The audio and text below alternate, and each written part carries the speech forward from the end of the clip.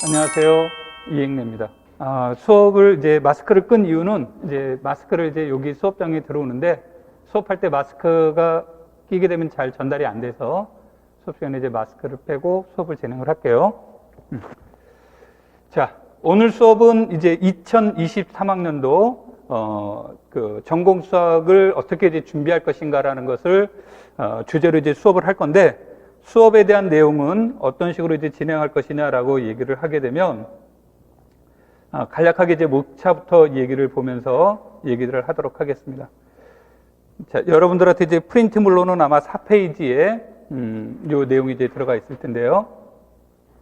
자, 첫 번째로는 우리가 이제 2018년도부터 2022년까지 기출문제에 대한 과목별 점수표, 그러면서 각 문항당 어떻게 이제 그 문제들이, 과목들이 점수가 어떻게 배점이 됐는지, 어떻게 변화되고 있는지, 이런 추이에 대해서 얘기를 해보도록 하고요. 두 번째는 2018년도부터 2022년도까지 전공수학 문학의 형식이 어떻게 변화되고 있는지, 요것에 대해서 얘기를 해보도록 하고요. 그 다음에 세 번째로는 2019년도부터 2022년까지 과목별 분석을 하게 될 겁니다. 요거는 이제 18년도부터 하려다 보니까 공간이 너무 적어서 이게 한눈에 안 들어올 것 같아서 2019년도부터 이렇게 이제 얘기를 했고요. 그 다음에 이제 2022년도 기출문제와 해설은 자료로 나가 있는데, 자료로는 나갔습니다. 근데 이건 이제 수업하지는 않을 겁니다. 이것에 관련된 수업은 1월경부터 유튜브를 통해서 이제 그 수업을 진행하게 될 거고요. 자세하게. 오늘은 한 두 문항 정도만 가지고 무엇에 대한 내용을 할 거냐면 학습 방법, 이러한 문제가 나왔다 어떻게 공부를 할 것이냐에 대한 학습 방법과 그 다음에 답안지는 어떻게 작성할 것이냐, 작성 요령, 이것을 이제 두 가지 모델을 가지고 이제 수업을 진행을 하게 될 겁니다. 그 다음에 이제 그 마지막으로는 학습 전략 및 강의 계획에 대해서 이렇게 수업을 진행하는 형식으로 얘기를 하도록 하겠습니다. 자, 그러면 이제 우리가 자료를 앞으로 잠깐 넘어가서요.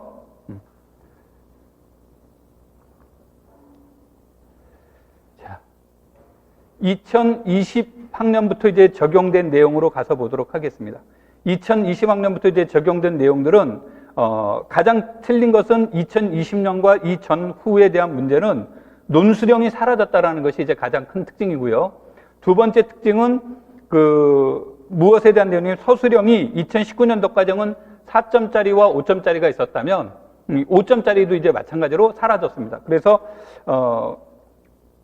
뭐가 되는 거냐면 2점짜리와 4점짜리로만 이제 구성되어 있는데, 2점짜리는 8문항이 나와 있습니다. 2점짜리는 8문항이 나와 있고 4점짜리는 17문항이 나와 있게 되는데, 그러면서 가장 큰 차이가 이제 여기서 나타나요.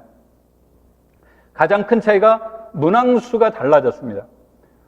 그러면서 이 문항수가 달라지면서 예전에 비해서 가장 큰 변화는 뭐냐면, 아까 뭐 논술형이 없어졌습니다. 그러니까 논술형은 한 문제밖에 없어졌지만 기입형이 8문항에서 6문항으로 줄어들게 됐어요. 기입형이 가장 큰 변화가 일어났습니다. 기입형이 8문항에서 6문항으로 줄어들게 돼요. 근데 이게 왜 큰 문제가 되느냐 그러면, 이 말은 기입형이 줄어들었다는 얘기는 여기에 관련된 과목 수도 어떻게 되는 거냐면 줄어들게 되는 거죠. 줄어들게 되면서 이따 나오겠지만 매년 기입형 문제들이 달라집니다. 과목들이 달라지고 있기 때문에 이것에 대해서 이제 우리가 한 번쯤 고민해 봐야 될 그러한 필요가 있는 거고요. 그 다음에 이제 두 번째로는 뭐가 되는 거냐면, 논술형은 교과경론에서 나왔던 거지만 5점짜리 서술형이 사라졌다고 그랬죠. 그래서 이제 5점짜리가 현대대수학 한 과목이 꼭 들어갔고, 해에 따라 좀 달라지지만 복수함수론과 실해석학이 보통 들어갔어요. 근데 5점짜리가 4점짜리로 줄어들었다라는 얘기는, 말을 바꾸면 뭐가 줄어든 거냐면 난이도가 낮아졌다는 얘기가 되겠죠. 그래서 과거에 비해서 난이도는 낮아지고 있다라고 이렇게 보시면 돼요. 그래서 난이도가 조금 하향됐다라는 얘기를 보는 건데, 여러분들이 여기에서 이제 유의해야 되는 것은 기준의 문제예요. 그러니까 난이도가 하향됐습니다라는 말에 대한 내용들을 여러분들이 체크를 해야 되는 것은 뭐냐면,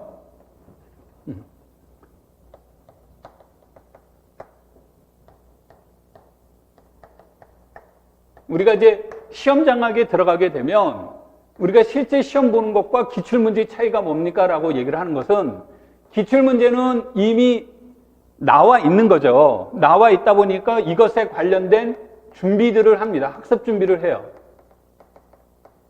학습 준비를 하게 되는데, 교사 임용 시험에서 두 가지는 꼭 유의해서 시험 문제 내지 말라고 하는 게 있어요. 두 가지가. 첫 번째로는 우연에 의해서 답을 맞추는 일이 없도록 하라. 일명 찍어서 답을 못 맞추게 하라는 얘기죠. 그러니까 어떤 것들은 시험 문제 내지 말라고 하는 거냐면, 값이 낮은 수의 자연수, 0, 1, 2, 0은 물론 자연수 아닙니다만, 이와 같은 그러한 그 답이 안 나오도록 하는 것을 권장하는 거예요. 그 다음에 두 번째, 수렴한다, 발산한다. 독립이다, 종속이다. 이와 같이 yes와 no의 답은 뭐가 됩니까? 우연에 의해서 답을 맞출 수가 있는 거죠. 그래서 기입형에선 절대 나오지 않습니다.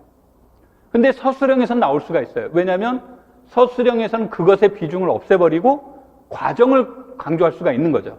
그래서 그런 것들이 이제 첫 번째가 그 유의사항에 들어갑니다. 두 번째는 뭐가 들어가는 거냐면, 기존에 나왔던 시험 문제는 출제하지 말라는 겁니다.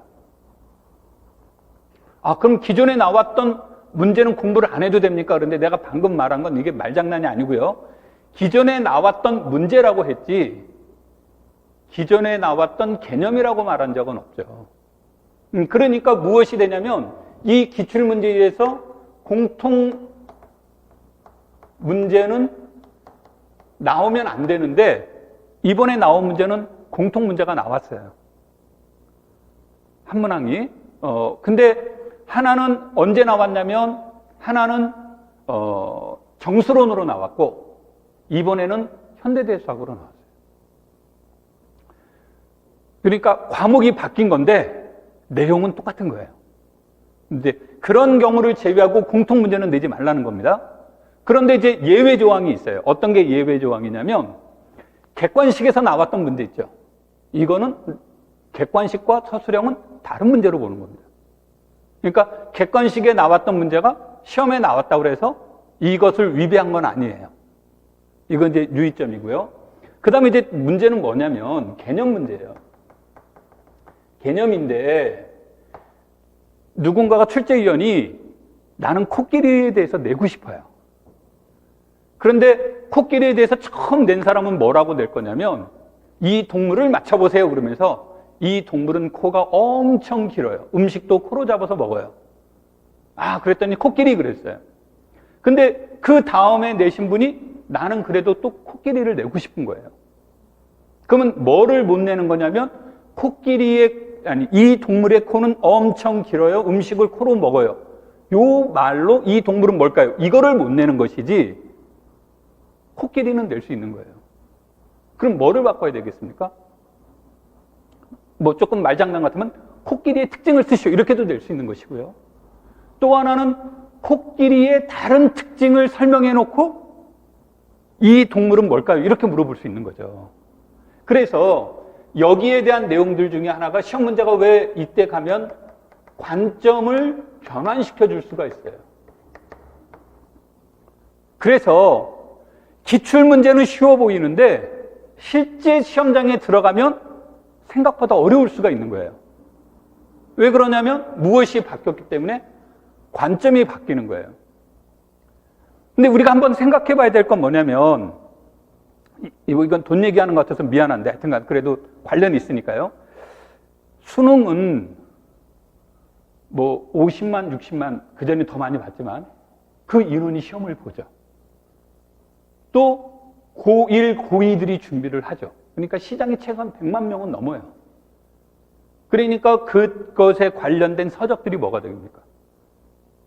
굉장히 많고, 또 그것만 연구하는 사람들도 많고, 그러니까 당연히 다양한 문제들, 다양한 관점을 가진 문제들도 많은데 교사 임용 시험은 안 그래요. 그럴 수가 없어요. 그러니까 교사임용시험의 치명적인 약점은 뭐냐면 관점이 변화되니까 우리가 관점에 관련된 여러 가지 문제를 많이 풀어보면 좋겠네 이렇게 생각할 수 있는데 그게 아니라는 거죠. 그러면은 이 관점의 다양한 관점을 공부를 해야 된다는 얘기죠. 그러니까 이런 것을 공부를 할 때 기출문제를 통해서 우리가 공부해야 될 것 중에 하나가 뭐가 되겠어요? 다양한 관점을 가져야 되는 건데, 그쵸? 이따 이제 학습 준비하면서 이건 다시 얘기할게, 말이 이제 길어지니까. 근데 이 다양한 관점을 혼자서 갖기에는 어떻다라는 얘기입니까? 부담스럽죠. 그 다음에 대학 교수님들은 자기 철학이 있어요. 그래서 남의 것을 모방하려고 하는 것보다 당신의 철학의 입장에서 설명을 하려고 하더라고요. 그러니까 내가 대학에서 공부를 굉장히 잘했음에도 불구하고 임용시험 보고 나면 내가 바보 같은 느낌이 들 수가 있는 거예요. 쟤는 공부 지질이 못했는데 맨날 학교 다닐 때 공부도 되게 안 했는데 시험 봤더니 합격할 수도 있는 거예요. 그럼 그 차이를 어디서 찾아야 되느냐? 뭐 대학 교육 무용론을 얘기하는 게 아니에요. 그래서 이런 것들을 하려면 중요한 것은 스터디가 중요한데 나는 개인적으로 스터디를 개인적으로 하는 스터디를 그렇게 좋아하지는 않는데 나는 공부할 때 이거를 한 15년 이상을 공부를 했어요. 굉장히 좋아요. 그러면은 보통 이 스터디 할 때 제일 위험한 게 뭐가 되냐면 이제 보통 소재거리가 있어야 될 거 아니에요. 그냥 중구난방으로 공부할 수는 없으니까 소재거리를 가지고 스터디를 하게 되는데 하게 되면 주로 내가 봤더니 뭐를 하냐면 답 맞추는데 에너지를 소비를 해요. 나 이렇게 풀었더니 이거 맞았어. 나도 맞았어. 그래, 우리 그럼 넘어갈까? 그럼 이거는 다양한 관점을 얻을 수가 없는 거죠. 그래서 스터디라고 하는 것은 보통 사람들이 스터디 시간만이라도 공부해야지 이 공부의 시간으로 가지려고 하는 거예요. 내가 지금 성인인데 공부는 자기가 알아서 해야죠. 그렇죠? 그러니까 스터디는 생각을 교환하는 시간을 많이 가져야 돼요. 그러려면 동일한 사람과 동일한 교수님 밑에서 같이 공부했던 사람들의 생각도 대략 어떻겠습니까? 대략 비슷하겠죠. 근데 이제 수학 교육학과 출신들이 대체로 성격이 막 활발하거나 그렇지 않죠. 이제 친한 친구들끼리 원래 활발한 거지만 이제 새로운 사람을 만나는 게 성격적으로 쉽지가 않단 말이에요. 아닌가? 내가 잘못 알고 있습니까? 내 강의 시간에 항상 얘기하는 게 얘기해 보세요 그러면 얘기를 안 해요. 그냥 거의 침묵이에요. 자, 질문 있으면 질문하세요. 질문을 안 해요. 근데 여러분들이 스터디는 공부하실 때 이제 나중에 스터디를 하게 되면 개별적으로 이제 얘기를 하겠지만 그래서 내가 이거 지금 2년째 못하고 있어요. 수업 시간에. 이제 2년째 못하는 이유는 진짜 지긋지긋한 그놈 때문에 못하는 거예요. 그것 때문에 이제 못하고 있는데 그래서 제일 좋은 건 이제 스터디인데 그래서 이제 내가 대안으로 제시하는 것 중에 하나가 이제 모의평가를 보고 내가 채점해 보면서 생각을 읽어보고 그것에 대해서 얘기하는 형식으로 이렇게 이제 진행을 하기는 하는데 아무래도 다양한 생각을 서로 주고받는 스터디보다는 부족해요. 대안인 것이지. 그래서 여러분한테는 이게 이제 지금은 우리가 이게 가능할까? 이제 요거는 이제 생각해 볼 수가 있겠지만 그래서 이제 그럴 때는 우리가 여러분들의 생각들을 공부하는 것을 학습 방법을 통해서 그나마 이것을 보충해 줄 필요는 있다가 되는 겁니다. 그래서 아까도 얘기를 했듯이 우리가 이 둘이 그러니까 내가 난이도 얘기를 한 건 난이도 얘기하다 여기까지 왔죠. 왜 이 얘기를 했었냐면 분명히 내가 난이도는 5점짜리가 2개가 없어졌기 때문에 난이도는 분명히 뭐라고 그랬습니까? 낮아질 것이다라고 얘기를 했죠. 근데 난이도는 분명히 낮아집니다. 낮아지는데 본인이 생각할 때 시험장에 본인이 들어갔을 때도 진짜 낮을까? 그거는 아니라는 거예요. 그래서 그 공부를 하면서 이제 그런 것들에 대해서 난이도는 낮아지겠지만 그런 건 아닐 것이라는 얘기가 되는 거고 그 다음에 이제, 또 하나는 뭐가 되냐면, 나중에 이제 기출 공부를 하면서 내가 학습 방법과 그 답안 작성 요령할 때 얘기를 하겠지만, 그래서 학습 준비가 되게 중요해요. 그래서 이거를 할 때는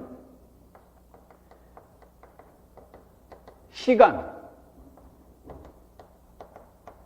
노트, 그 다음에 이걸 통해서 자기 생각을 정리하는 이러한 시스템이 잘 이루어져야 돼요. 이게 뭔 소리인가 하는데 이제 뭔 소리인가에 대해서 얘기를 하겠다가 그래서 여러분들이 이제 공부를 할 때 이런 시스템들을 어떻게 이제 만들어내 나가느냐가 이제 중요한 것이 됩니다. 요즘은 너무 이제 잘 돼서 이제 우리 애가 이제 고3 하면서 뭐라고 얘기를 하냐면 자기가 시험 잘 보면 패드를 사달라고 그러더라고. 그래서 내가 그래요 알았다 그랬는데 시험을 더럽게 못 보고 갖고 온 거야.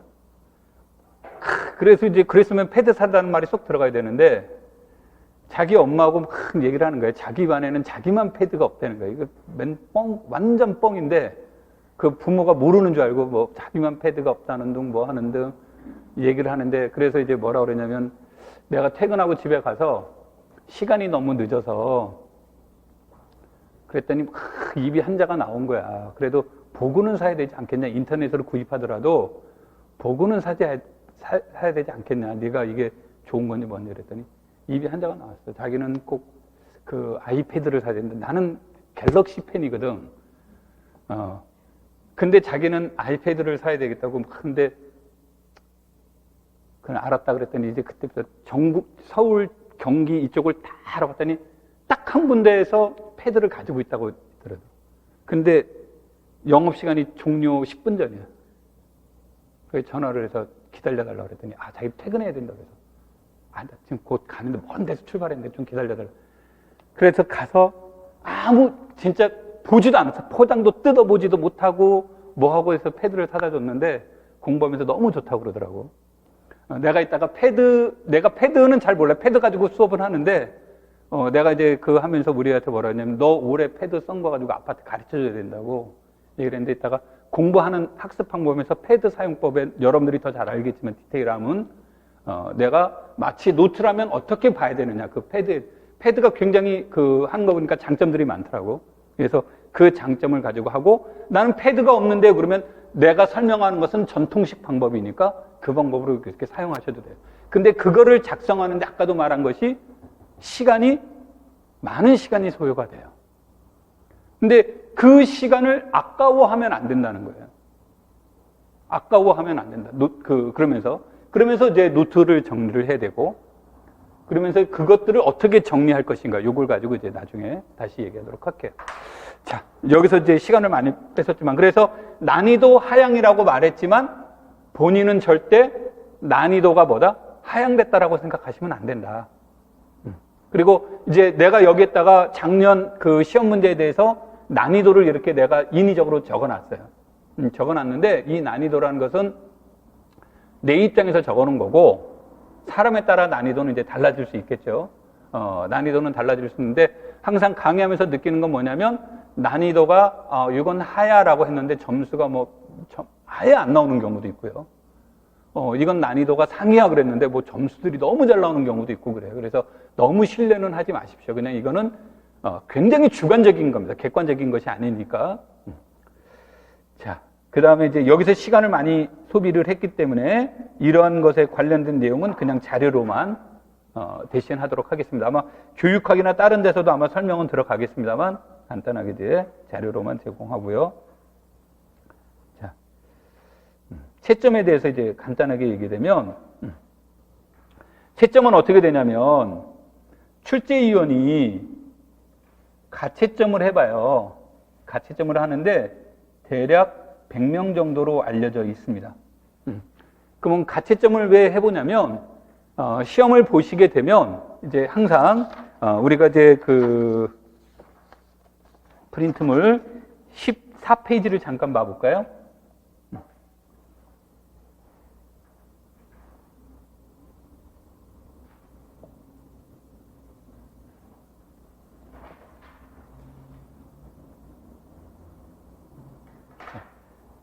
내 프린트물에는 14페이지인데 여러분들 것도 맞는지 모르겠는데 이렇게 이제 나오게 되면 어떤 식으로 나오게 되냐면 그냥 참고만 하라는 뜻이에요.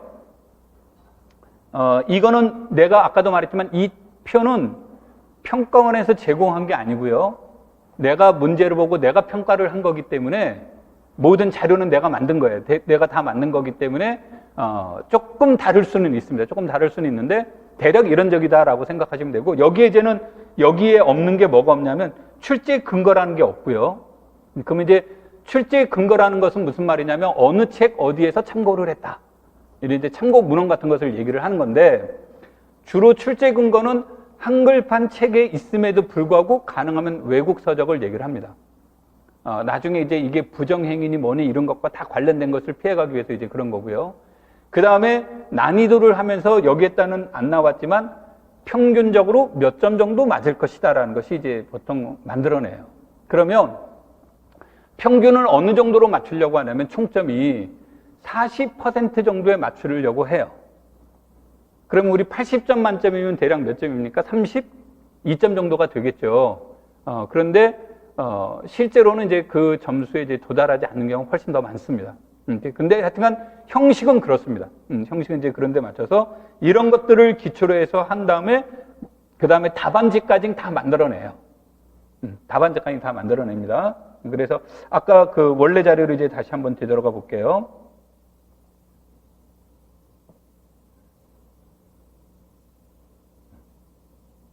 자, 답안지까지 이제 다 만들어내는데 서술형이다 보니까 이제 뭐가 나오는 거냐면 출제위원이 제시했던 풀이 방법과는 일치하지 않을 수도 있겠죠. 이제 첫 번째가 이제 그런 것이 되겠죠.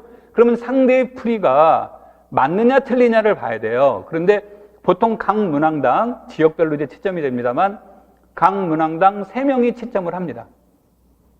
그럼 3명이 채점을 하게 되면 3명이 석사학위 이상을 가진 자고 보통 대학교에서 그 교수 밑에 있는 석박사 과정에 있는 분, 보통 박사 과정에 있는 분들이 들어가거나 아니면 현직 교사들이 들어가게 돼요. 근데 여러분들도 이제 합격하고 나면 알겠지만 임용시험의 유효기간은 6개월이에요. 뇌에 6개월이면 많이 잡은 겁니다. 그런데 그 자격권에 들어가려면 몇 년이라는 시간이 지나요. 그러면 실질적으로 전공에 대한 뭐가 됩니까? 지식이 없다고 봐야 되겠죠, 많이. 아무리 뭐 대학 때 날렸다 하더라도 안 되겠죠. 그러니까 이제 그렇게 되면 그분들은 그것만 가지고 채점이 이루어질 수 없단 말이에요. 그러면은 그 이외의 답안지가 나왔을 때 어떻게 채점할 것인가에 대한 얘기들이 나와야 되니까 이거를 출제하신 분이 가채점을 해보는 겁니다. 그러면은 당신이 생각했던 모범 답안도 있겠지만 생각하지 않았던 해법들이 나올 것이고 이 해법은 맞는 해법이고 이 해법은 잘못된 해법이고 이런 것들이 나오겠죠. 이제 그런 것들이 이제 나오게 되면서 그런 것들에 대한 이제 또 교육이 이제 이루어지는 겁니다. 그래서 가채점을 하게 되는 거고 교과 기억론 같은 경우는 이제 어떤 경우가 또 있냐면 답안지가 완전히 틀렸어요. 서술인데 완전 틀렸는데 가만히 읽다 보니까 그 사람의 그 방향 가만히 읽다 보니까 틀리긴 했는데 나름 좀 일리가 있는데 이럴 수도 있는 거죠. 이제 그랬을 때 이거는 1점을 주는 게 맞을까? 2점을 주는 게 맞을까? 이런 것에 대한 무엇도 생기겠습니까? 고민도 생기겠죠. 이제 그런 것들을 두루두루 다 보는 겁니다. 가채점이라고 하는 것은. 그래서 전체를 가채점하는 게 아니라 랜덤으로 한 100명 정도 거를 채점해 보면서 이런 것들을 보는 것들은 실제 채점 방향을 여기서 실질적으로 정하는 겁니다. 이해되시겠죠? 자, 그 다음에 이제 여기에서는 그래서 아까 말한 게 이제 수정 보완이 나오는 거고요. 그 다음에 여기에서 채점위원은 독립채점. 그러면 독립채점이라는 말이 뭡니까? 그러면 그 답안지에 이따가 내가 답안지 여러분들한테 보여드릴게요. 그 답안지를 하게 되면 계략적으로 이렇게 이제 보시면 뭐 A형 5번 이렇게 이제 나왔다면 서술형이면 이렇게 이제 4줄이 이렇게 나가 있어요. 이렇게. 그래서 이렇게 이제 제시가 되면 요 옆에 있는 약간의 여백 공간이 이렇게 있는 거예요. 그러면은 5번 그러면은 여기만 촬영을 해가요. 딱 요거만 촬영을 합니다. 촬영을 해서 이거를 우리 뭐 패드 보듯이 전자로 이렇게 보는 거예요. 그럼 이제 이분들이 여기다 채점을 해요. 뭐 거기다가 왜 내가 몇 점을 줬고 이런 거 없이 그냥 뭐 2점, 그럼 2점 나가요. 그럼 이제 뒤에 오는 분도 요것만 보는 거예요. 처음 본 것처럼. 그래서 이제 독립채점이라는 의미가 이루어지는 겁니다. 그래서 이제 독립채점이 이루어지게 돼서 뭐라고 꼭 얘기를 하냐면 유의사항 중에 옆에다가 쓰는 것들은 점수로 인정하지가 않아요. 내가 5번인데 잘못 써서 여기다 6번 거를 여기다 썼다. 그럼 얘 6번 그런다 그래서 얘 6번으로 인정 안 합니다. 그냥 5번으로 인정되니까 빵점 처리가 되는 거예요. 무슨 말인지 이해되겠어요? 그래서 요거만 딱 채점을 해 나가게 돼서 얘기를 해서 해 나간 다음에 세 분이 채점을 했더니 3점, 3점, 4점이 나왔다. 그러면 내 점수는 3분의 10점이 되는 거예요. 그래서 실제 시험 보시면 자연수로 채점이 이루어지는데 점수는 0점 333 666 어떤 지역은 666은 6.7로 하자 그래서 0.67 이렇게 이제 나올 수도 있고 66으로 하는 것도 이건 지역의 차이니까. 그래서 그런 형태로 이제 점수가 나오게 되는데 편차가 누군가는 1, 2, 3 이렇게 나왔다고 치자. 그러면 이거는 재채점이 이루어집니다. 그러니까 채점은 최저와 최고의 편차가 일정까지는 허용을 해요. 근데 2점 이상 넘어가게 되면 재채점이 이루어집니다. 그래서 채점 방식이 그런 식으로 이루어지니까 여러분들이 이제 참고를 해서 보시면 돼요. 아까 내가 말한 게 이제 요 안에 다 그 비공개라는 말들이 이제 자, 나중에 이제 여러분들이 원하면 자기 그 점수가 몇 점 맞았는지는 이제 확인이 가능합니다. 아주 옛날에는 디테일하게, 왜냐면 예전에는 시험지로 해서 거기에다가 막 채점을 하니까 이 사람이 몇 점 맞은 이유 이런 것들이 자세하게 이제 이유들이 나오는데 지금은 그 정도까지는 디테일하지는 않습니다. 근데 확인은 해볼 수가 있어요. 자, 본격적으로 여기 이제 수업을 진행해 보도록 하죠.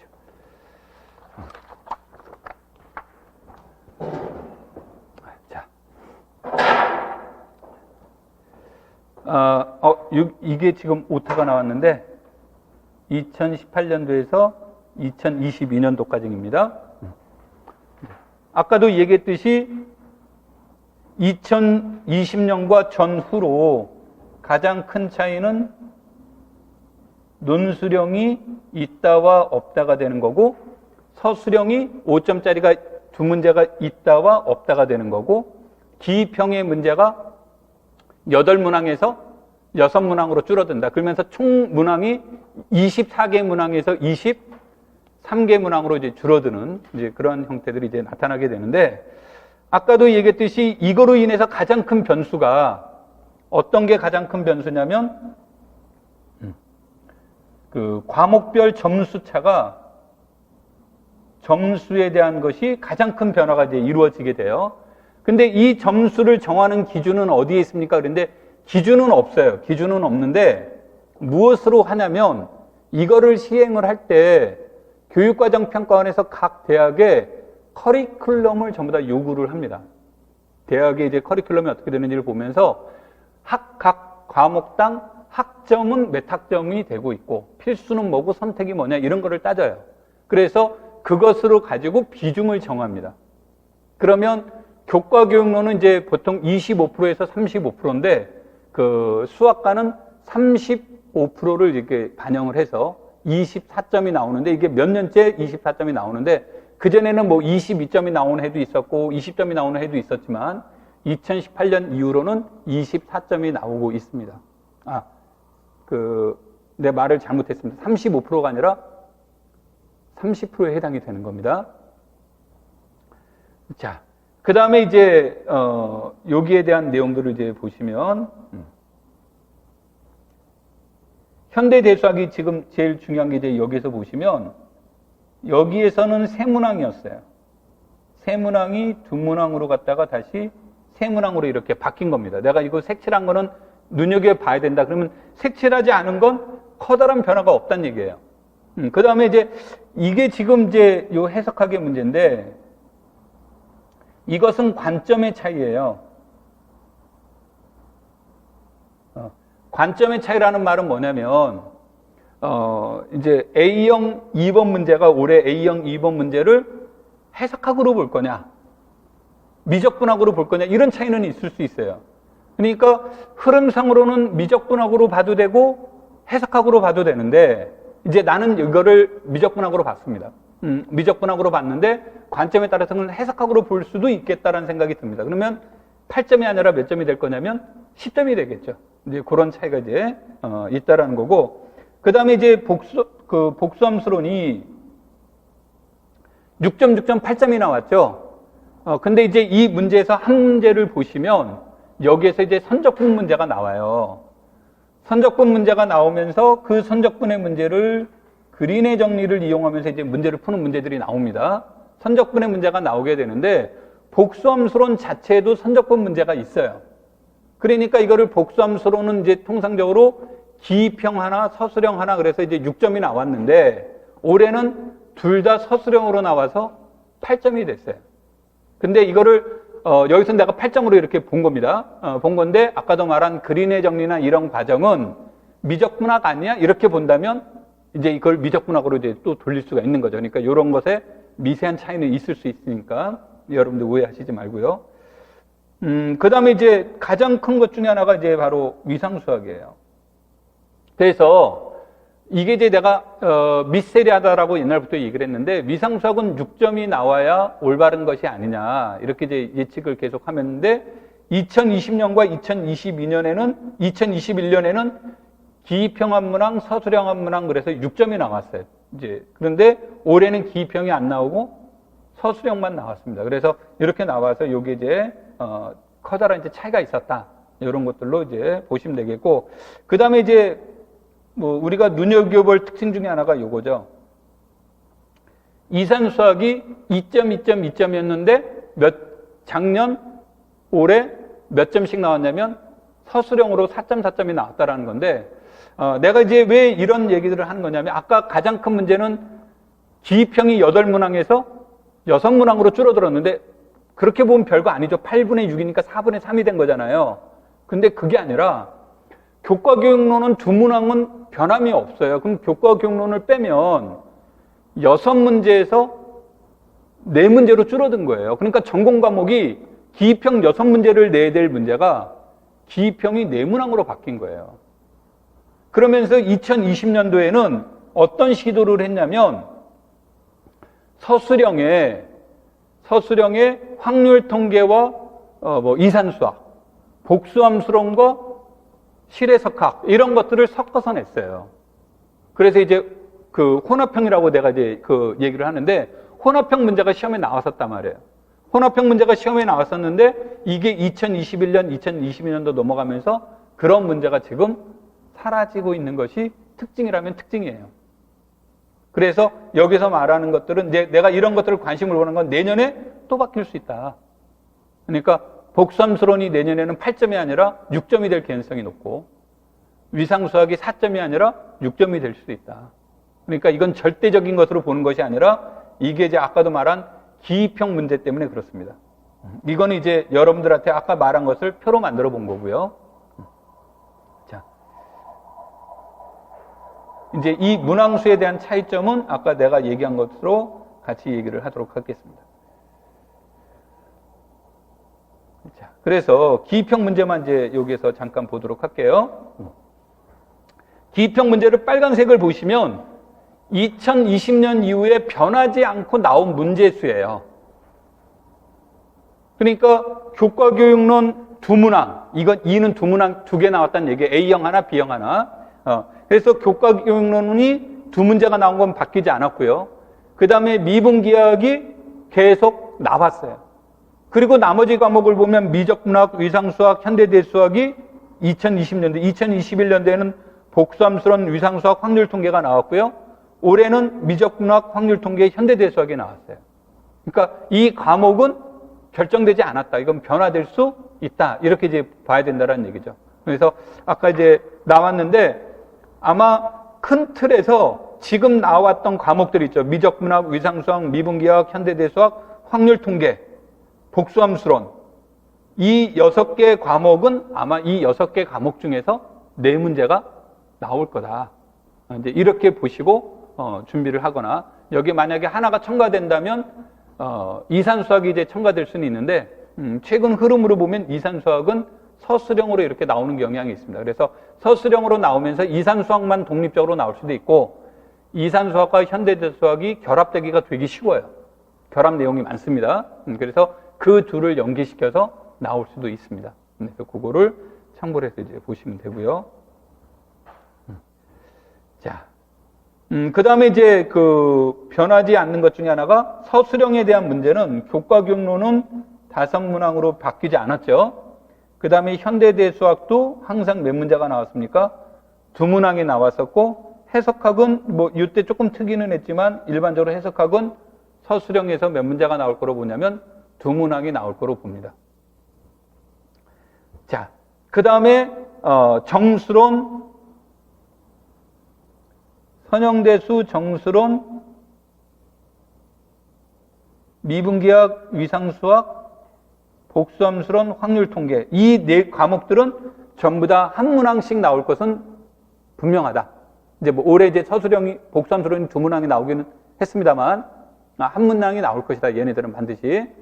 그러면서 여기에서 아까도 말한 이산수학이 특징적으로 4점짜리에서 계속 나오고 있는데 이 4점짜리로 나오고 있는데 2020년도는 4점짜리지만 확률 통계와 연계시켜서 2점, 2점에서 4점이 나왔던 문제예요. 그러니까 일반적으로는 이제 그렇게 나오는데 이런 식으로 이제 나오더라. 그래서 나머지 내가 이 말을 하는 건 나머지 과목은 변화가 없는 거는 굳어졌다. 이거는 분명히 그렇게 나올 것이라고 보는 거고 아까 이제 변화가 있는 과목들은 점수 편차가 약간씩 바뀔 수 있겠구나. 이렇게 이제 보시라는 얘기가 되는 겁니다. 자, 최근에 가장 이제 나온 특징 중에 하나가 뭐냐면, 이거 이제 지금 기입형에 대한 내용이에요. 그래서 기입형에 대한 내용을 보면, 개념을 파악을 요구하는 문제가 이제 상대적으로 좀 줄어들고 있어요. 기입형에서. 그러면서, 알고리즘에 의해서, 즉, 이제 뭐 이 말을 하면, 우리가 알고리즘이 나와 있다고 해서 그냥 공식에 바로 대입시키면 답 나온다. 이렇게 생각하시면 안 되고요. 이제, 기본적인 알고리즘들이 이제 알려져 있는 알고리즘들에 의해서 답이 나오는 건데 그 기본적으로 알려진 알고리즘에 대해서 내가 얼마만큼 능숙하게 계산할 수 있느냐 없느냐 이제 이런 것들이 이제 문제가 되겠죠. 그리고 또 하나의 변화는 뭐가 되냐면 예전에는 뭐 이런 식이에요. 예전에는 뭐를 보냐면 미분기학이라는 걸 본다면 미분기학이라는 걸 크게 둘로 나눠서 정칙곡선과 정칙곡면 나누면 정칙곡선 2점 정칙곡면 4점 이런 식으로 나왔어요. 근데 최근 걸로 보면 그게 파괴됐습니다. 그러니까 정칙곡면이 2점으로 나올 때도 있고 정칙곡선이 4점으로 나올 수도 있고 그래서 이것들에 대한 내용들은 이제 좀 변화되고 있다. 이제 그런 것들로 이제 특징적으로 이제 보시면 되겠고 그 다음에 이제 그 서술형은 개념 파악을 이제 요구하는 문제들이 이제 나옵니다. 이따가 그 A형 11번 풀 때 전형적인 그게 이제 개념을 요구하는 문제가 나왔는데, 이런 것들이 이제 되고, 여하튼 교사명 시험에서는 문제를 해결하는 능력을 요구하는 문제들이 많이 나오는데, 상대적으로 추론, 뭐 이걸 추론이다라고 얘기할 수도 있겠지만, 뭐 증명이 추론이다라고 얘기할 수도 있겠지만, 상대적으로 추론하는 능력은 상대적으로 좀 적어요. 그래서, 여러분들이 이제 그 문제를 해결하는 능력을 이제 요구하는 것들이 이제 많이 나오고요. 그 다음에 중요한 건 요거예요, 요거. 내가 이제 강조하고 싶은 말은 요 말인데, 이때 전통적이라는 말은 내가 이제 학교에서 여러분들이 대학에서 어떻게 공부하셨는지 잘 모르겠으나, 보통 대학에서는 이런 강의를 하시면 교수님들이 데피니션 나오고, 그 다음에 시어렘 나오고, 그 다음에 프루프 나오잖아요. 근데 교사명 시험은 시어렘을 프루프하라는 말이 90년대 시험 문제예요. 최근의 시험 문제에서는 정리를 증명하라는 문제는 1도 없다. 이렇게 보시면 됩니다. 증명이 나오긴 많이 나옵니다. 증명이 나오는데 그 증명하라는 문제가 많이 나오긴 하는데 이거를 책에서 나와 있는 책자에서 본 기본서에서 본 정리를 증명하라는 문제는 없어요. 내가 무슨 말을 하려고 하는고 하면 여러분들은 이것을 이제 공부하실 때 두 가지를 체크를 해야 되는데 하나는 뭐가 되냐면 정리의 의미가 무엇인지를 먼저 파악하는 공부가 되어야 된대요. 다시 말해서 이러한 정리를 쓰면 어떨 때 좋고 언제 효용 가치가 있는가, 그런 것들에 대한 내용들을 이제 얘기를 해보는 거고요. 그 다음에 이제 그래서 이것을 내가 보통 뭐라는 말로 많이 쓰냐면 정리를 해석하시오라고 하는데 앞에다가 한자를 더 써요. 앞에다가 한자를 더 써서 뭐를 쓰냐면 정리를 고지고대로 읽지 말고 무엇하라? 재해석하라. 칙명에 목매이지 말아라. 이겁니다. 첫 번째가. 두 번째로는 이 정리를 아까 앞에 거하고도 연관되겠지만 글씨 굉장히 예술적으로 잘 쓴 활용하라는 겁니다. 활용 능력이에요. 근데 이 활용 능력이 나오는데 불행하게도 A라는 정리를 쓰면 딱 답이 나올 만한 문제들은 뭐 올해 물론 해석학에서 나온 적은 있습니다만 거의 없다고 보시면 돼요. 그런 문제가 나오긴 했지만 그냥 비중으로 본다면 그것 때문에 그거 맞췄다고 해서 합격하는데 전혀 지장을 받지 못할 정도의 내용이에요. 그러니까 그 문장 속에서 어떤 정리를 어떻게 활용하는지 이런 것들을 그러한 능력을 이제 길러야 돼요. 이제 그것이 최근에 시험 문제에서 나타나는 특징들이다. 이제 이렇게 보시면 됩니다. 그 다음에 자, 교사 임용 시험이 우리가 공개적으로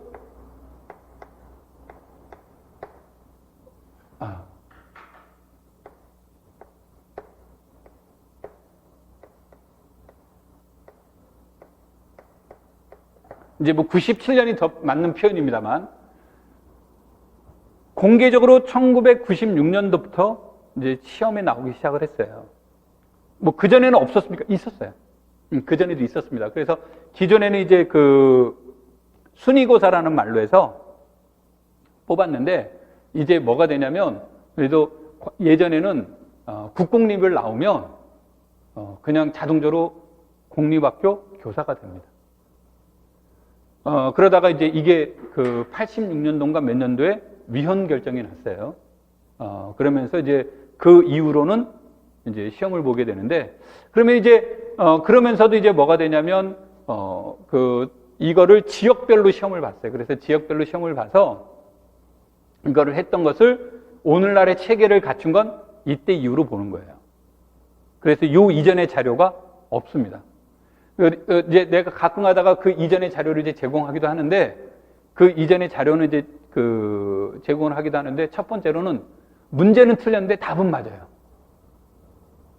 신기하죠? 그게 이제 왜 그러냐면,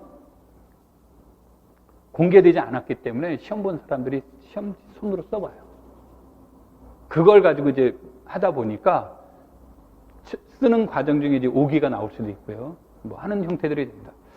여하튼 이제 97년도부터 이렇게 이제 보는 거예요. 그러면 대략 몇 년도가 된 겁니까? 지금 2022년도가 되면 한 25년 정도 되는 건가요? 초창기에는 이제 이러면서 이제 중간에 약간씩에 바뀝니다. 뭐 주관식, 객관식, 주관식 뭐 이렇게 바뀌는 것뿐만 아니라 이제 처음에는 교육인적 자원부란 교육 개발원이라는 것에서 주관을 했다가 지금은 평가원에서 주관을 하고 있죠. 그러니까 이제 주관사가 이제 바뀌기도 하고요. 하는 형태들이 이제 이렇게 얘기가 되는데, 요게 이제 그 제도가 이렇게 이제 시험 연도가 이렇게 바뀌어가요. 바뀌어가게 되면 25년이면 현대대수학만 따지면 곱하기 객관식까지 따지면 뭐 몇 하면 이거만 뭐 100문제 가까이 돼요. 해석학도 100문제가 넘어요.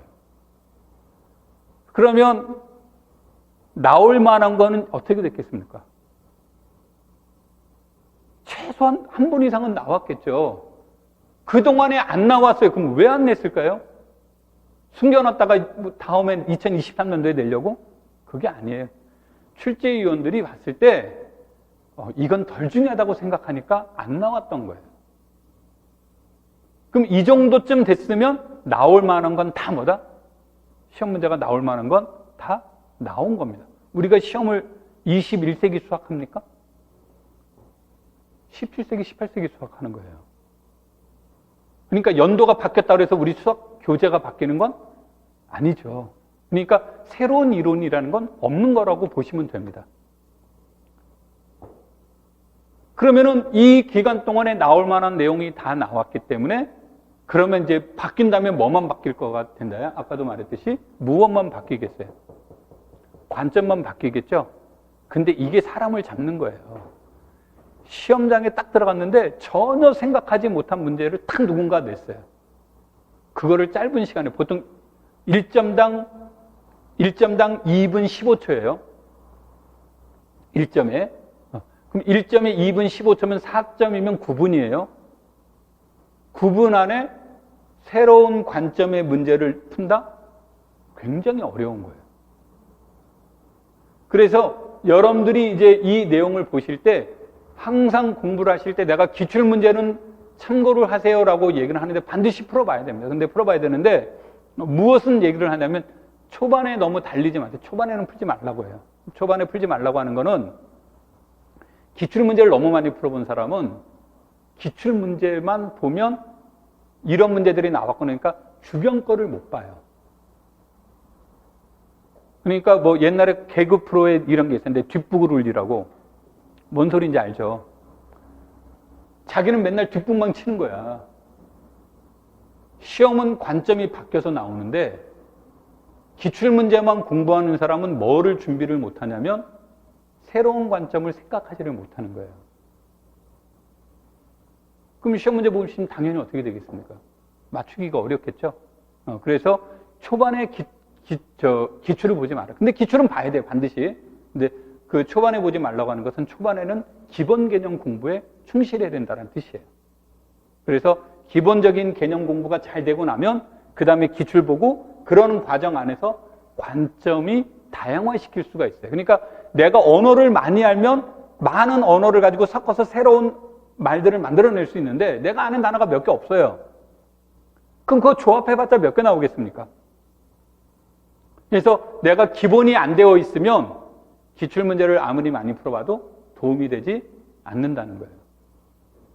그래서 공부하게 되면 뭐가 되냐면 자기는 되게 열심히 한 거예요. 진짜 뭐 눈물 나게 열심히 했는데 시험 보고 났더니 진짜 피눈물이 나는 거예요.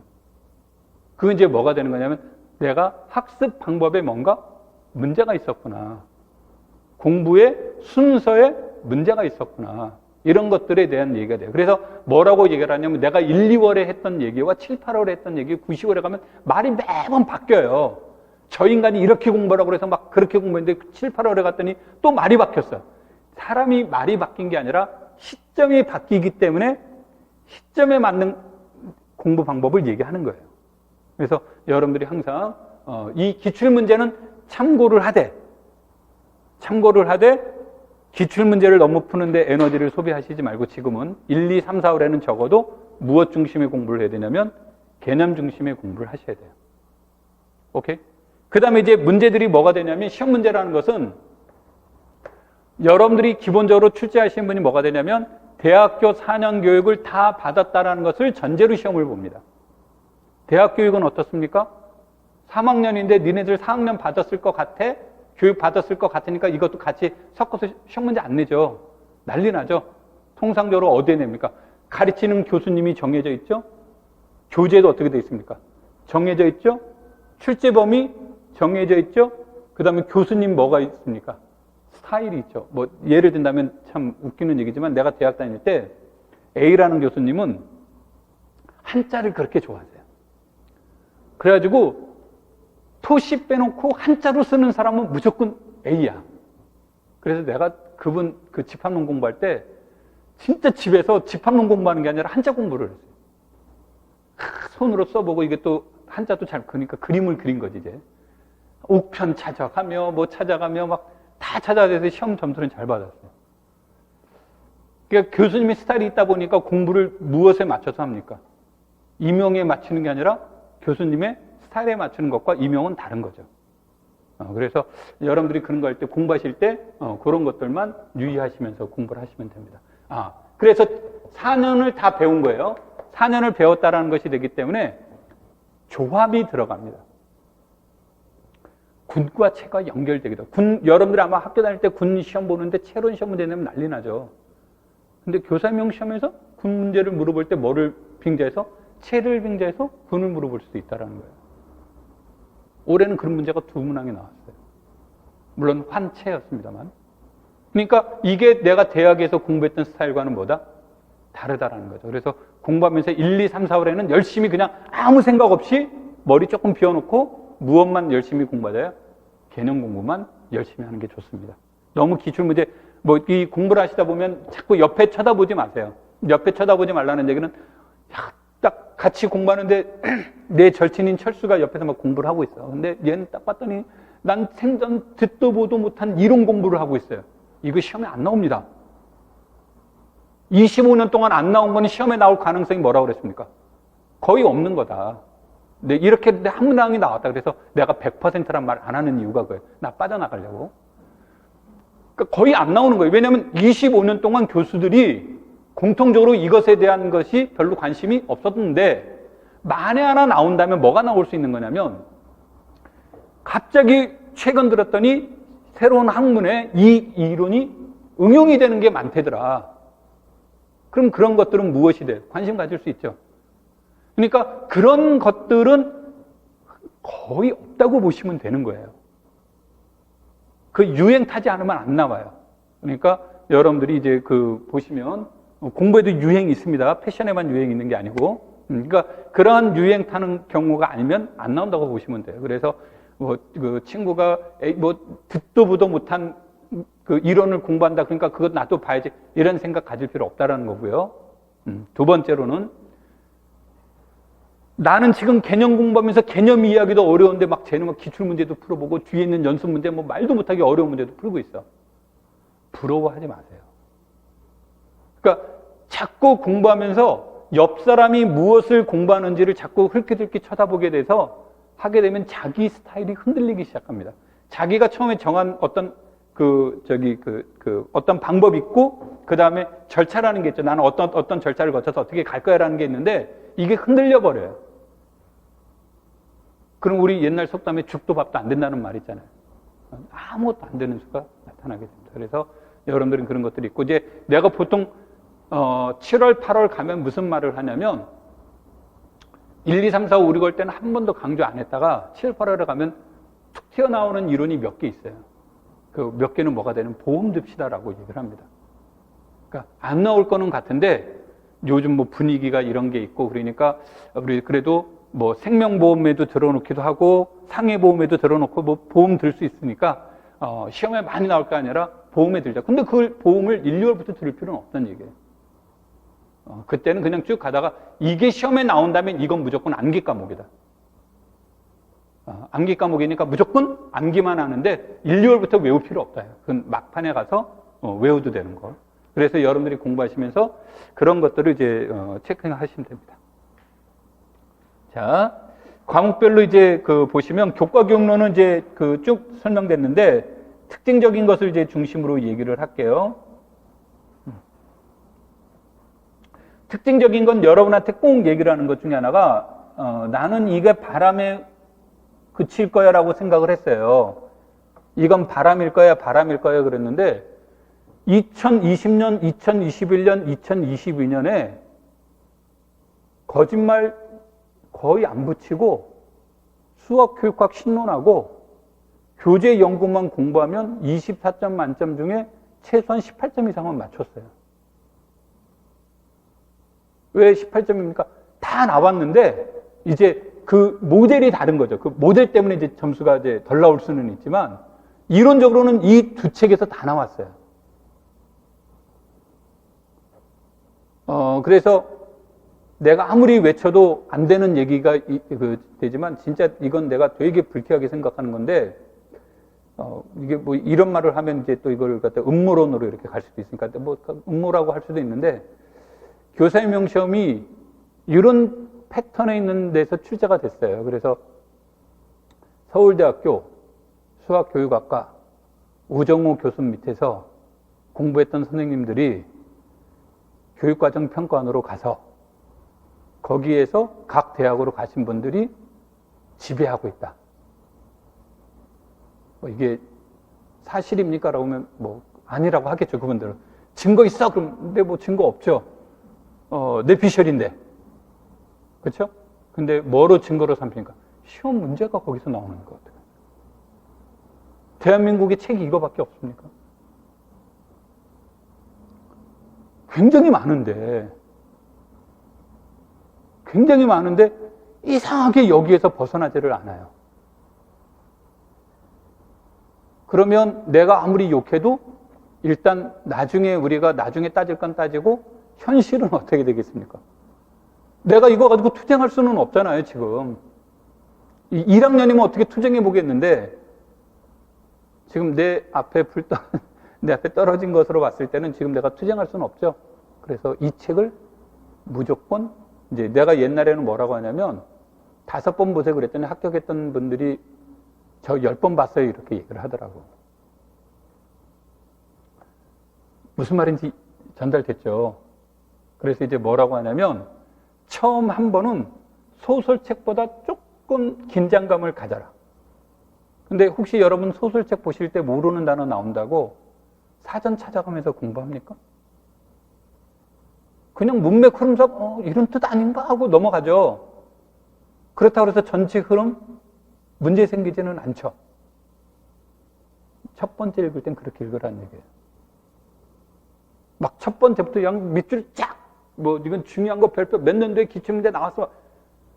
그렇게 공부하시지 말라는 거예요. 자기의 생각을 자꾸 시야를 좁혀버리는 형태가 돼요. 여러분 밑줄 치게 되면 책 읽을 때 어떻습니까? 밑줄 친 부분과 안 친 부분이 있으면은 안 친 부분을 더 자세히 읽어요? 밑줄 친 부분을 더 자세히 읽어요? 밑줄 친 부분으로 가져 시선이 쏠리죠. 근데 책은 씁니다 점까지 빼먹을 말이 하나도 없는 거예요. 그러니까 여러분들이 기본적으로 책을 많이 읽어보라는 얘기는 밑줄 친 걸 중심으로 읽어보면 안 되는 거거든. 그래서 내가 2번 읽을 때까지는 책을 진짜 깨끗하게 읽어라. 이미 내 책은 손상이 많이 갔는데요. 그래서 좀 돈 투자해서 새 책 사서 봐라. 그런 얘기를 해주고 싶고, 두 번째로는 다른 책은 중고 사도 되는데 교과교육론은 무조건 새 책을 사십시오. 바뀐 게 뭐예요? 그거 물어보지 마세요. 그냥 바뀐 게 뭐예요? 물어보지 말고 무조건 새 책을 사십시오. 무조건 새 책을 사면 여러분에게 2가지의 좋은 점을 제공을 합니다. 하나는 오타율이 점점 줄어든다. 요즘 거의 오타 없겠습니다만 오타율이 점점 줄어든다. 이렇게 보시면 되겠고, 그것보다 더 중요한 건 요즘에 유행하는 내용이 가장 잘 들어가 있는 내용이 돼요. 그러니까 그거보다 더 좋은 건 없다. 그래서 새 책을 사시면 그래서 절대 중고 사시지 말라는 거고. 자, 그 다음에 아까도 했듯이 뭐뭐가 나왔어요 이런 말 막 할 수 있는데 제일 중요한 것은 신론과 교재 연구. 여기에서 이제 절대적으로 나옵니다. 거의 절대적이다 그랬습니다. 그러니까 반드시 여러분들이 이제 공부를 하시는 게 좋고, 그 다음에 우리가 이제 여기에서 이제 봐야 될 것 중에 하나가 뭐가 있냐면,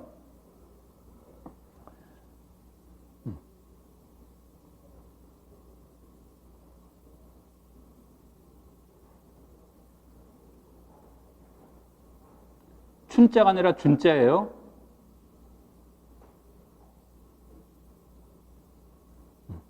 내가 글씨를 쓰면 이렇게 써가지고 이거를 했더니 이거 있잖아 하면서 N 그랬더니 얘가 N자가 어디 있어? 그랬더니 요 N자 이렇게 썼잖아요.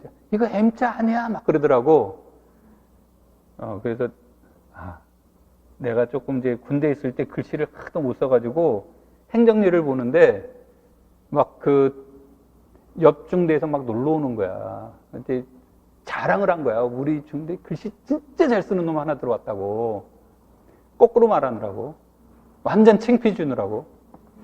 그러면서부터 이제 이 글씨에 대한 트라우마가 있어서 잘 쓰는 사람한테 야, 네 나름의 멋을 부려 그랬는데 멋 부렸는데 남들이 못 알아보는 거지. 자, 수준별 교육과정에 대한 내용을 이제 간단하게 얘기를 하면 이제 무슨 말이냐면요.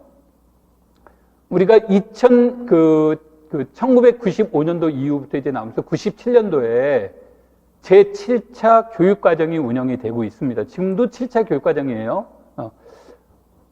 과학과는 8차 교육과정, 우리는 7차 교육과정입니다. 그러니까 다른 과, 교육학, 비교하지 마세요. 우리는 수학과는 무조건 현재 7차 교육과정입니다.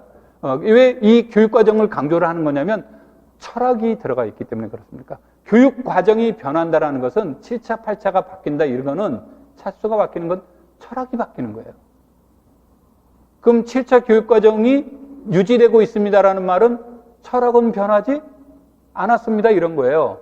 그런데 운영하다 보니까 여러 가지 문제점들이 생기고 이 방향은 아닌 것 같은데 그러니까 조금씩 손보겠죠.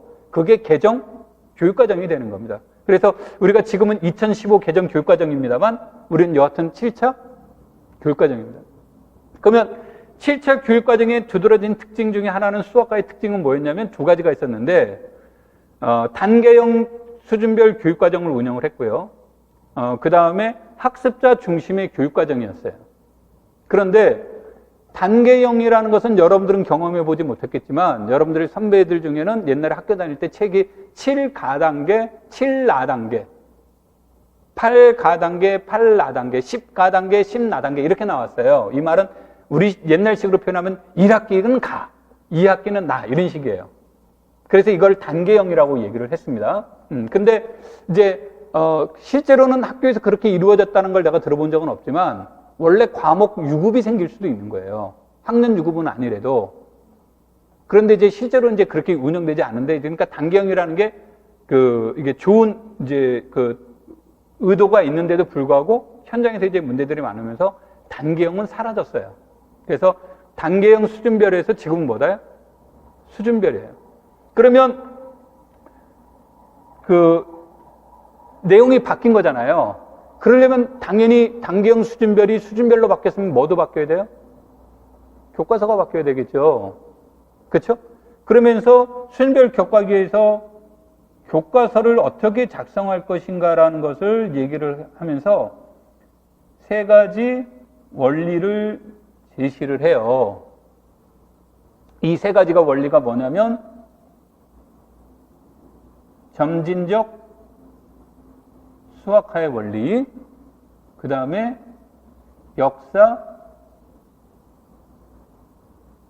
발생적 원리, 많이 들어본 얘기들이죠, 그렇죠? 구성주의 원리인데 이분들이 이거를 쓰면서 구성주의하고 가로 열고 가로 닫고 뭐라고 하냐면 실질적으로는 사회적 구성주의를 따른다 이렇게 나와요. 그런데 겉에 드러나는 대표적인 이름은 구성주의예요. 그래서 나도 여기다 구성주의라고 쓰겠습니다. 내가 이 말을 왜 쓰냐면 그러면은 당연히 7차 교육과정은 이 기조에 의해서 움직이는 거죠. 그럼 시험 문제는 어떻게 되겠습니까? 교사에게 요구하는 건 기본적으로 이 세 가지 원리에 의해서 이루어지는지 알아야 되는 거죠. 내가 이 얘기를 하는 건 기출문제들을 보시면 기출문제들이 전부 다 무엇과 연관되어 있습니까? 라고 얘기할 때 원래 이제 참고로 이제 아까 내가 그 얘기 안 했는데 2000년도에 교사임용 시험 과목을 새롭게 만들기 시작합니다. 그러니까 2000년 이전과 이후의 과목이 시험 과목이 바뀝니다. 2000년 이전 이후로 그러면서 세 과목이 사라졌어요. 세 개 과목이 사라졌는데 그 세 개 과목이 사라진 것 중에 하나가 미분 방정식. 그래서 요즘 사범대에서 미분 방정식 강좌가 없는 학교들도 많아요. 강좌도 있어도 왜?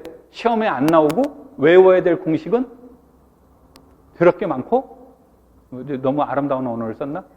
그 다음에 증명은 더 어렵고 싫죠. 그 다음에 또 하나가 뭐가 사라졌냐면 수학사. 세 번째 고전기하.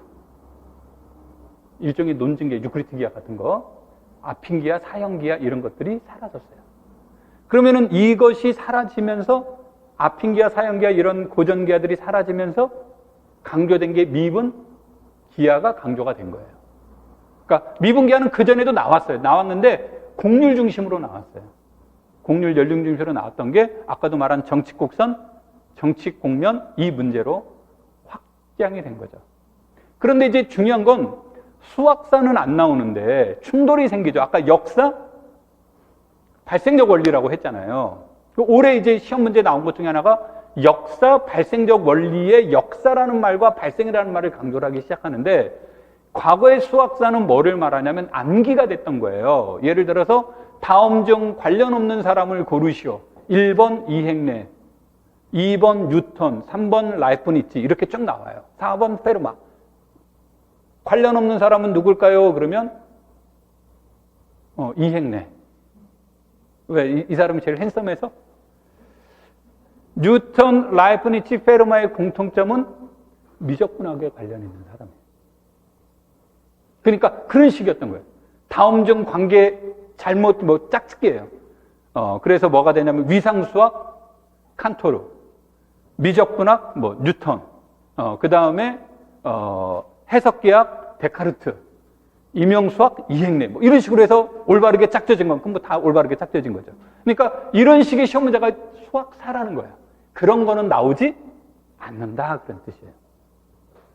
그렇다고 해서 역사 발생적 원리인데 역사적 측면을 무엇할 수는 없는 겁니까? 무시할 수는 없는 거죠. 그러니까 역사적 측면이 시험에 안 나옵니다. 그 뜻은 아니라는 거예요. 그러니까 그것은 오해하시면 안 됩니다. 이때 수학사도 이제 그런 것과 연관되어 있다. 수학 발달이 어떻게 됐는지. 그 다음에 이제 이 내용 중에 또 다른 특징 중에 하나가 올해는 이제 그렇게 안 나왔지만 이때 이제 특징 중에 하나가 순서가 시험 문제에 많이 나왔어요. 역사적 순서 또는 학습 지도 순서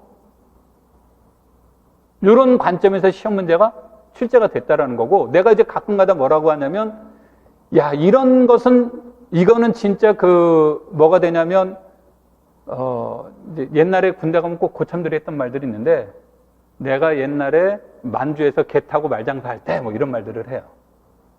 그 시대에나 나올 법한 시험 문제들 이라고 하면서 이건 시대도 이건 말도 안 돼 그런데 그런 게 시험에 딱 나와버린 거예요. 말이라도 안 했으면 상관없는데 다시 말하면 어떤 것들도 나왔냐면 딘지의 게임 이론 같은 거 나오는 거예요. 게임 순서 이게 그쵸? 그래서 5단계를 이제 올바르게 순서를 짝짓게 하는 거 이런 문제들은 나오는 건 되게 유치하다라고 얘기를 했는데 그런 것들까지 나오는 거예요. 반일에 대한 이론 5개 학습 수준 그것을 올바르게 짝짓는 문제 이런 문제들이 이제 나온다든지 하는 형태들이 이제 나오는 거죠. 그게 이제 그러한 문제들이 이제 교사 임용 시험에 이제 나왔었다는 거기 때문에 여기에서는 여러분들이 그래서 외워야 될 게 되게 많아요. 예를 들어서 함수의 발달사 이런 것들도 이제 시험에 나와요. 그래서 이런 것들은 막 처음에 외우면 나중에 머리 되게 아파요. 그러니까 처음엔 큰 그림으로 어떤 식으로 했다가 하다가 나중에 좀 더 자꾸 읽으면서 어떻게 내가 5번 정도는 최소한 읽어야 된다 그랬잖아요. 그렇죠? 자꾸 읽다 보면서 4번, 5번째 가면서 디테일함까지 정리해 두는 게 좋아요. 공부하시면서. 그 다음에 이제 시험 보실까요? 비구츠키의 구성주의. 그 다음에 프로이덴탈. 요 두 가지, 이게 지금, 요 두 가지는 누구 이론이에요? 요 두 가지 이론. 프로이덴탈의 이론이죠. 그렇죠? 프로이덴탈이 수학학 문제란 말이에요. 그래서 이런 거. 사고 실험 문제. 그 다음에 반영적 주상화에 대한 문제. 역사 발생적 원리. 수리 철학. 이런 것들이 이제 나오는 거예요. 그 다음에 이제 또 하나의 특징 중에 하나는 뭐가 되냐면, 이제 창의성 교육이에요.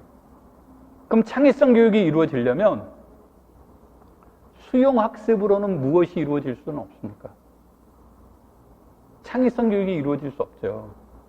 그러니까 창의성 교육이 이루어지기에는 비판적 사고력이 강조되어야 될 것이고 그런 것들 중에 대표적인 것이 바로 누구? 역사 발생적 원리 하면 대표적인 사람이 근대적, 현대적 이렇게 나누는데 현대적 역사 발생적 원리의 대표적인 사람 3명이 누굽니까?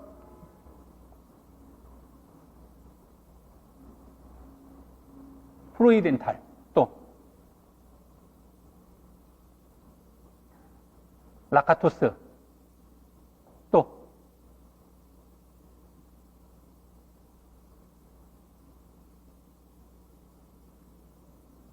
아까도 얘기했듯이 보통 얘기를 안 해서 브루소, 이 사람들이에요. 내가 더 얘기 안 하겠습니다. 시험 문제 한번 봐보세요. 그러니까 내가 지금 말한 이 사람들이 이거는 안 물어봐요. 시험 문제 교육과정에 교과서를 할 때 3가지 원리는 뭘까? 이건 시험에 안 나와요.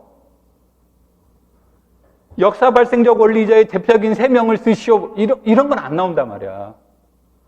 근데 이거를 알아야 되는 건 이 사람들이 주장했던 대표적인 내용이 뭐냐 이런 얘기, 이론들이. 그게 바로 뭐에 나타나는 거예요? 시험에 나오는 거예요. 그래서 여러분들이 이제 그냥 중요한 거하고 이 사람들이 나올 수밖에 없는 이유가 또 있는 거고, 그 다음에 또 하나는 이제 내가 원래 지금 수업하는 거를 1시간 하려고 했는데 강의 준비할 때는 한 40분 하면은 수업할 때 1시간 한다 이렇게 하고 왔는데 말이 많아져가지고 조금만 더 먼저 얘기를 해보면, 또 하나 이제 문제는 뭐냐면, 내가 여기서 크게 강조는 안 하고 심리학 얘기만 이제 해주면, 수학교육 심리학이란 뭐죠? 수학교육 심리학이란 학습자의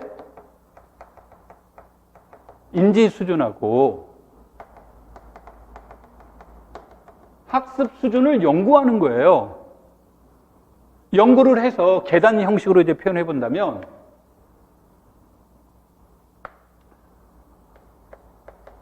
학습자의 수준이 여기에 있다라고 하자야. 그러면 당연히 학습 내용은 어느 쯤에 있어야 학습이 이루어져요? 여기쯤에 있어야 되겠죠. 그렇죠? 그런데 우리는 아까도 얘기했지만 학습자 중심의 교육과정이라고 하지만 대한민국은 무조건 아무리 좋은 이론이 나와도 기승전 뭐예요? 수능이죠. 나는 뭐 이번에 수능 생명과학인가 뭐 우리 애 안 봤었는데 아깝더라고. 그거 했으면 한 문제 더 맞췄을 텐데. 근데 그거 했다고 잘린다는 건 그게 나는 사실 이해가 안 돼요. 근데 누군가 책임져야 된다고 이렇게 해서 이제 얘기가 됩니다만. 자, 이 말하다 거기까지 갔습니다만. 우리나라는 수능이에요, 무조건. 그러다 보니까 뭐로 이루어지냐면 학령으로 수업이 이루어져요. 학년이란 우리 학교식으로 따지면 학년. 1학년 때 뭐 배워야 되고, 2학년 때 뭐 배워야 되고, 3학년 때 뭐 배워야 되가 정해져 있어요. 거기에 누가 쫓아가야 됩니까? 학생이 쫓아가는 거죠. 교육이 그렇게 되어 있어요. 그러다 보니까 이 문제에서 여기에서 이제 심각한 우리나라는 학령이에요, 지금. 여기 아니라 중1, 중2, 중3, 고1 이런 식으로 이제 되어 있다면 중2인데 실제 이 학생 수준은 중1이 안 될 수도 있잖아요. 근데 이것을 피아제의 반영적 추상화에 의하면